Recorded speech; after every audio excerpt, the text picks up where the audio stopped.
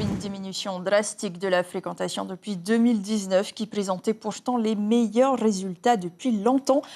Caroline Fary, la crise sanitaire est venue perturber cette ascension. Bien sûr, Ayata, la pire crise de l'histoire du tourisme se vit en ce moment même dans le monde. L'industrie touristique mondiale a perdu déjà 4 milliards de dollars depuis le début de la pandémie. Ici, en Polynésie, première ressource, bien sûr, du pays.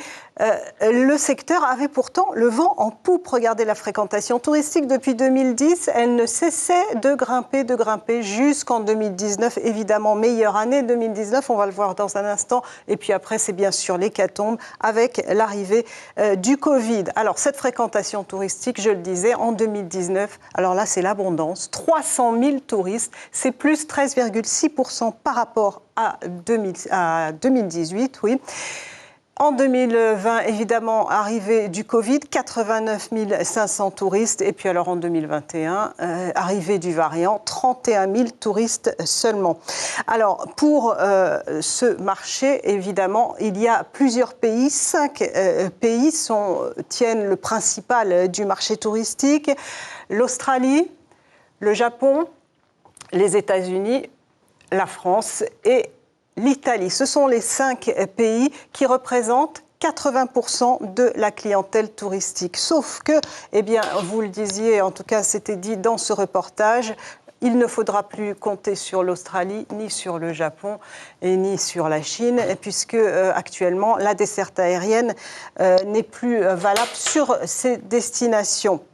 Et donc, évidemment, quelles sont les conséquences? Eh bien, les retombées économiques fondent comme neige au soleil.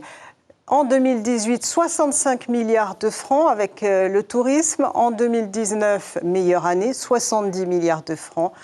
Et en 2020, 28 milliards de francs. Alors que sera 2021? Eh bien, nous ne le savons pas.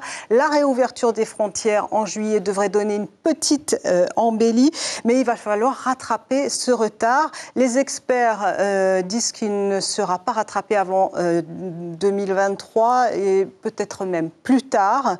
Donc, il va falloir beaucoup de courage à nos dirigeants pour rattraper ce retard. On leur souhaite en tout cas de pouvoir le faire. Et puis, ce sera peut-être l'occasion de repenser, pourquoi pas, l'avenir du secteur en Polynésie. L'information en continu sur Polynésie la première, Internet et réseaux sociaux.